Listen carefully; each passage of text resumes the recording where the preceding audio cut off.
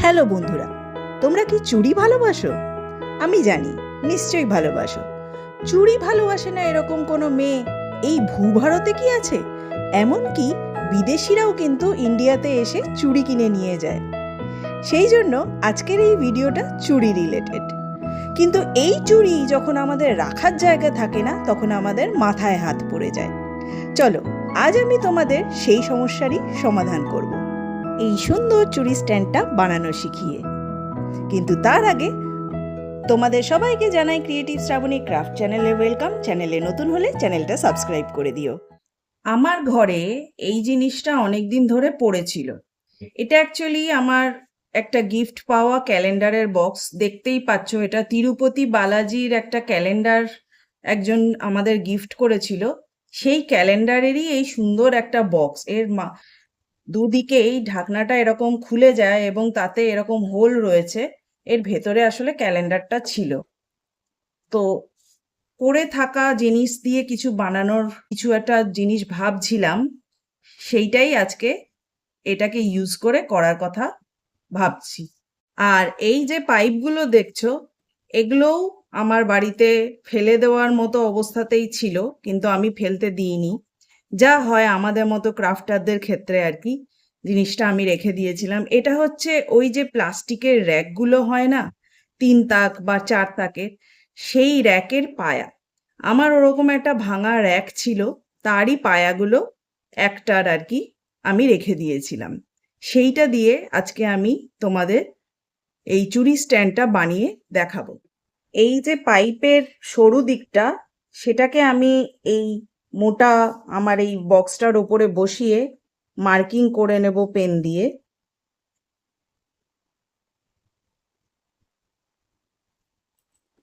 এই যে round marking হলো, এরকমই আমাকে এর পুরোটায় বাকি 4টে সমান মাপে পজিশনে এরকম রাউন্ড সার্কেল করে নিতে হবে। কাটারের সাহায্যে অতি কষ্টে এই রাউন্ডগুলো কেটে নিয়েছি। সেই কাটিংটা করার সময় এত সমস্যা হয়েছিল যে আমার ভিডিওটা করা হয়নি, এর জন্য আমি তোমাদের কাছে ক্ষমা চেয়ে নিচ্ছি। দেখো, আমি এখানে পুরোটায় 4টে হোল কিন্তু করে নিয়েছি। এই যে 4টে হোল কিন্তু আমি করে নিয়েছি, এবং এই 4টেতে কত সুন্দরভাবে এই পাইপগুলো বসে যাচ্ছে সেটা শুধু দেখো।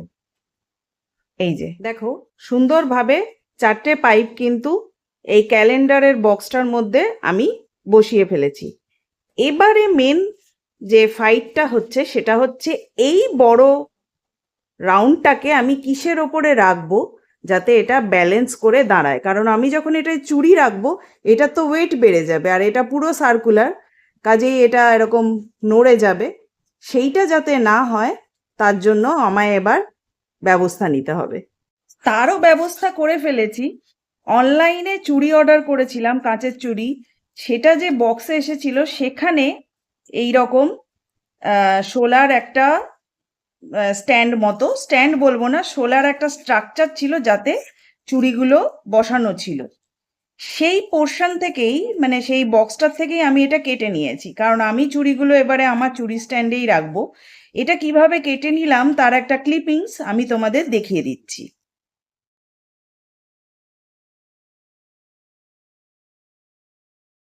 এবার এই থার্মোকলের পিসটাকে, যেটা খুবই সুন্দরভাবে আমার চুড়ি স্ট্যান্ডে ফিট করে যাচ্ছে, আমাকে এই রকম কিছু কার্ডবোর্ডের পিস আমার কাছে ছিল, সেটা আমি সমানভাবে এর মাপে কেটে নিয়ে এরকম ভাবে এবার এর সাথে গ্লু দিয়ে অ্যাটাচ করে নেব।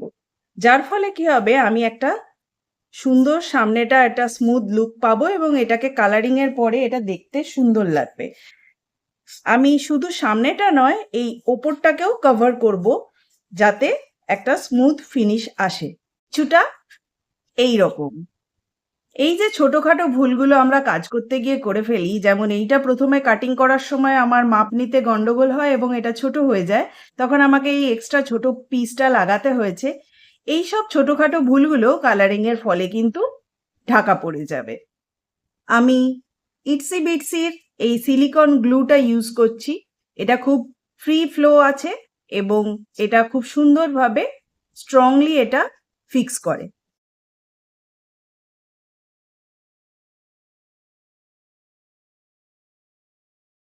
ঠিক একইভাবে ওপরেও কিন্তু আমি এরকম কার্ডবোর্ড লাগিয়ে নেব। তোমাদের এখানে একটা কথা বলে রাখি, এই যে কার্ভ পোর্শনটা, এটার তলাটাই তো আমার চুড়ি স্ট্যান্ডের বেস।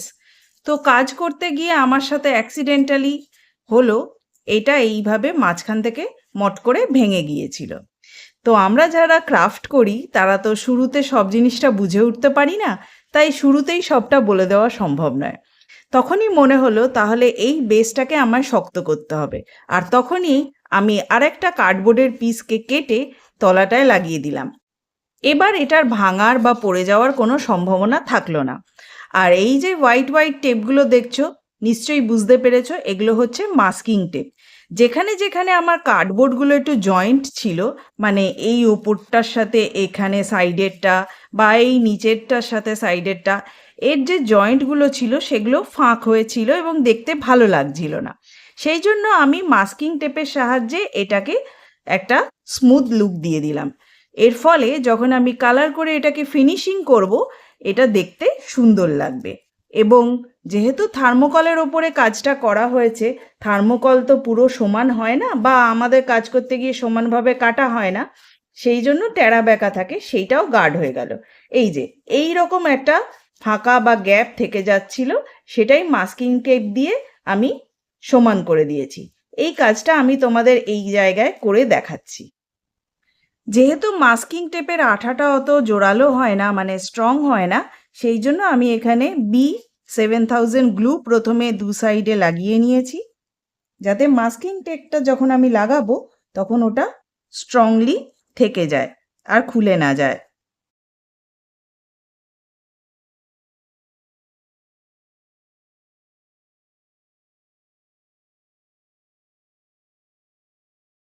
আমি আবারও তোমাদের দেখিয়ে দিই। দেখো, আমি 3 দিকেই কার্ডবোর্ড আর মাস্কিং টেপের সাহায্যে সিকিওর করে নিয়েছি। এই সাইড পার্টটা শুধু ছেড়ে দিয়েছি, কারণ এর ওপরে তো আমার চুড়ি স্ট্যান্ডটা আঠা দিয়ে বসেই যাবে, তখন আর এই থার্মোকলের সাইডটা দেখা যাবে না। আর দেখা গেলেও লাস্টে আমি এটা কালার দিয়ে বা কিছুভাবে ব্যবস্থা করে দেব।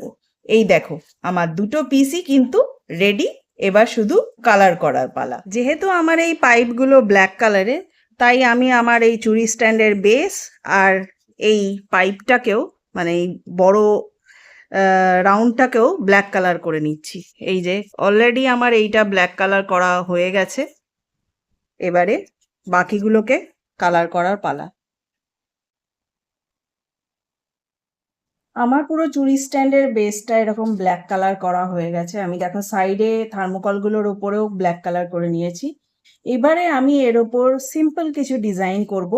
তার জন্য আমি নিয়ে নিচ্ছি এই ফ্লেয়ার কোম্পানির অ্যাক্রেলিক পেন্ট মার্কারগুলো, মানে অ্যাক্রেলিক মার্কার পেন, যেটা দিয়ে যে কোনো সারফেসের ওপরে কালার করা যায়। এগুলো বিভিন্ন কোম্পানির পাওয়া যায়, আমি ফ্লেয়ারেরটাই ইউজ করছি। তাহলে চলো কাজটা শুরু করা যাক।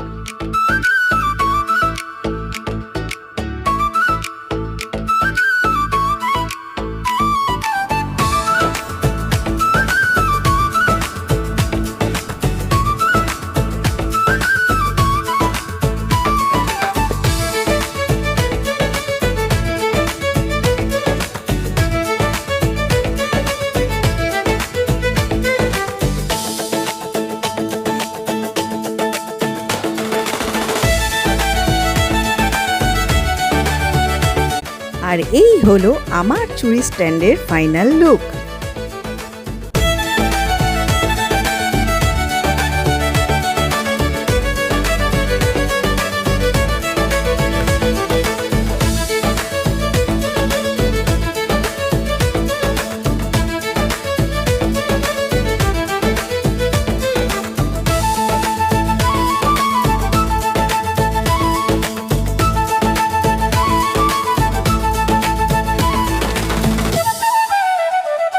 এবার বলো তোমরা এই সুন্দর চুড়ি স্ট্যান্ড মেকিংয়ের ভিডিওটা তোমাদের কেমন লাগলো?